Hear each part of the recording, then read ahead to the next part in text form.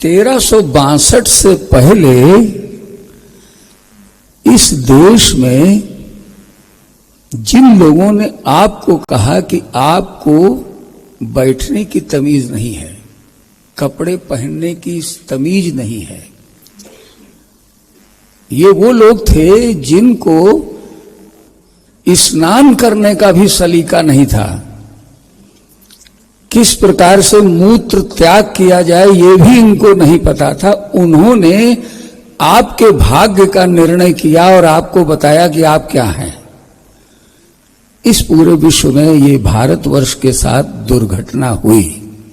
एक संदर्भ है, अभी खोल देता हूं। 632 में एक व्यक्ति मरता है, उसके अनुयायी अभियान पर निकलते हैं और भारतवर्ष के दरवाजे पर 712 में आकर आपको दस्तक देता है। 80 वर्ष गुजर गए बीच में। कौन सा प्रेम का दर्शन था और कौन से व्यक्ति के उत्थान की धारणा थी, कौन से विश्व कल्याण की भावना थी, कौन सी कर्मठता थी, कौन सा उनके पास गुण था कि वहां से लेकर के जहां से वो चले थे लगातार तमाम देश, वो जॉर्डन हो, ये सब यहां से संकेत कर दिया। और आप बात को पकड़ लीजिए, वे सब के सब अपना सब कुछ छोड़कर उतार कर अपनी निजता को उन्होंने उन सब के सामने समर्पण कर दिया। तो ये क्या विश्व प्रेम की अवधारणा थी क्या? एक संदर्भ। दूसरी बात, जो आत्महीनता का बोध आपको कराया गया निरंतर, बात केवल यहां आपसे उठाने की बात कर रहा हूं।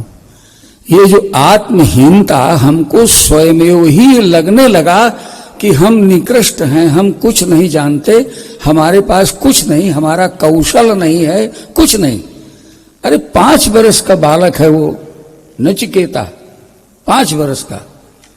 आप क्या बात करते हैं? वो अपने 60-70 वर्ष के रहे होंगे ऋषि, उनके पिता से, अपने पिता से उसने कहा, ये क्या कर रहे हैं आप? जगद तृणा, ये जो सूखे तिनकों को खाने वाली गाय हैं, इनको दान के संकल्प में आप रख रहे हैं, ये क्या काम कर रहे हैं आप?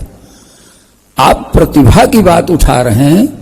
तो नचिकेता जी से जब थोड़ी देर हमारा सानिध्य हुआ तो हमने कहा, टैलेंट एक अलग चीज है, वो एटीट्यूड है, वो आपके व्यक्तित्व का गुण है। बात यहां टैलेंट की है।